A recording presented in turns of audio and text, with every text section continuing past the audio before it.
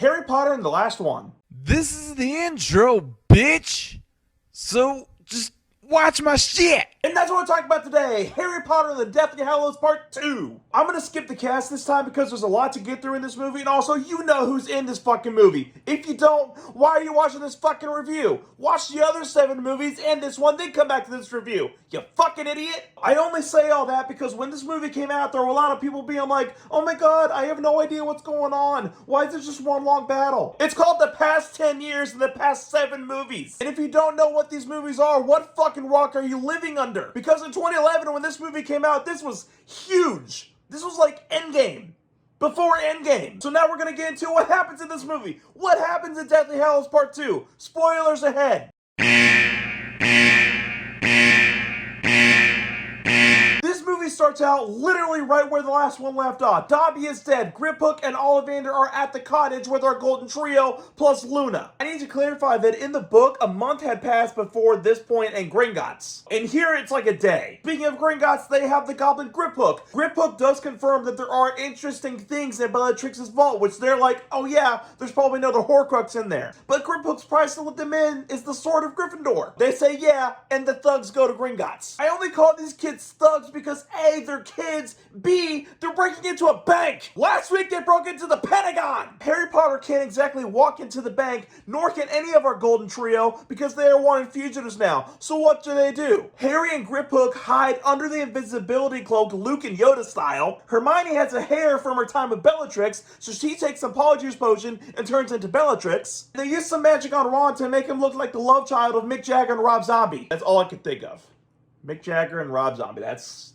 Yes, they get into the vault. Yes, they get the Horcrux out of there. Griphook betrays them. They use a fucking dragon to get out of there. These aren't your average thugs anymore. These are terrorists. And then they find out that there is another Horcrux hidden at the school, so our golden trio gets to go home. And apparently Luna's back at school. They send her back to school. I saved someone who was being tortured by Death Eaters for months and send her to a place where she's gonna be tortured by Death Eaters for months. But yes, I bring up Luna because Luna is the only person that tells Harry that the lost diadem is probably the Horcrux they're looking for. And then Harry Potter calls out Snape in front of the whole school in the Great Hall, and it's awesome. And then the Order of the Phoenix shows up for some extra security, and it's awesome. And then the battle for Hogwarts begins. Voldemort invades the minds of everyone and tells them if they give him Harry Potter, he's not gonna attack and no one will die. The defenses around the castle go up, and it's fucking awesome! I get chills every time I see it. When McGonagall gets those statues and brings them down, and the people are holding their wands up and all the shield bubbles going up,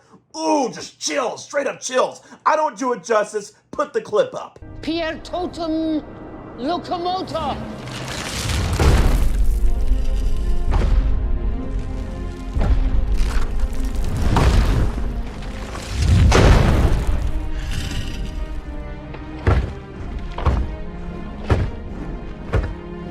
Hogwarts is threatened. Man the boundaries. Protect us. Do your duty to our school.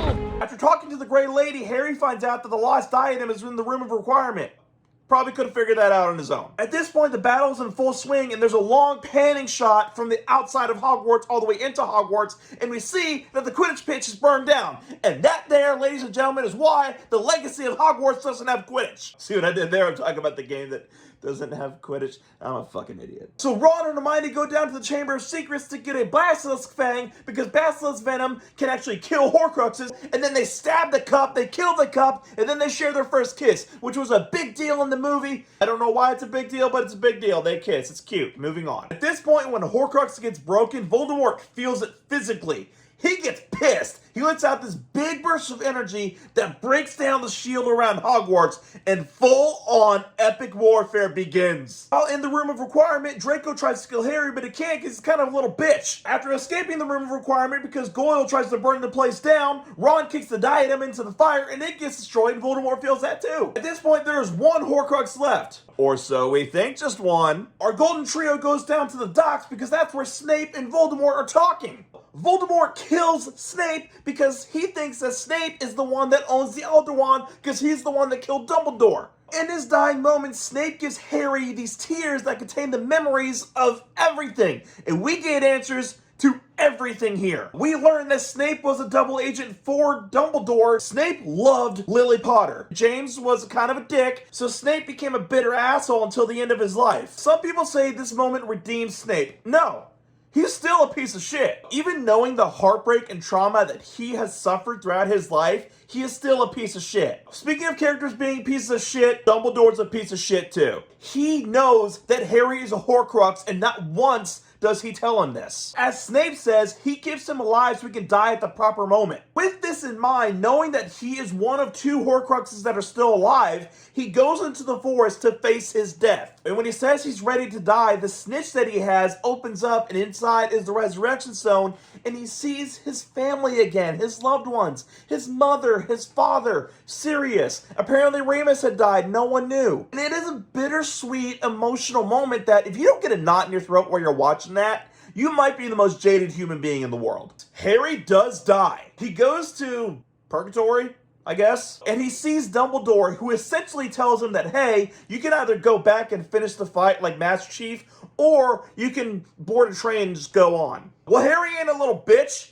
He's going back, baby. So he does come back to life, and he stays quiet while Hagrid, the person who brought him to the Dursleys years ago, carries what he thinks is Harry's dead body back to Hogwarts. And at this point, Voldemort boasts about Harry being dead. Neville is a fucking magician and pulls a rabbit, the sword of Gryffindor, out of a hat. And then Harry wakes up and throws a fireball at the fucking snake, and the battle's back on. One more thing before I get to the climax of this movie. There was one epic scene where my crush dies. The person that kills her has an awesome fucking line. Not my daughter, you bitch! And also, with the brutality and the way that Bellatrix dies,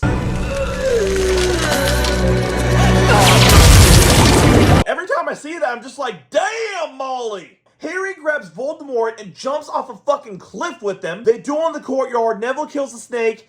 Voldemort dies Thanos style. The filters come off the cameras because everything gets all bright and shiny again. Then there's the epilogue that we need to talk about. And I'm not talking about how stupid his son's name is. I'm talking about the fact that not one of these people has PTSD. They were children in a war. Children in a war. Children in a fucking war. And they all go on to have normal lives? Bullshit! Before I give my rating for this movie, I do need to talk about something that is happening in 2027. The Harry Potter TV show. No. Just no. Also, next week, things are getting Fast and Furious on this channel, and for the next 11 weeks, I'm going to be reviewing the Fast and Furious movies. I got the wheel, see? Just like the last one, there are no bad performances in this movie. The sound mixing is amazing. The music also is amazing. That scene where they're rushing across the courtyard to get to the boathouse, ooh, I love it. The effects still hold up. The only dodgy effect I could find was that frog at the end. Yeah, the dragon looks more real than the chocolate frog. And I will say that Harry Potter and the Deathly Hallows Part 2 is fucktastic.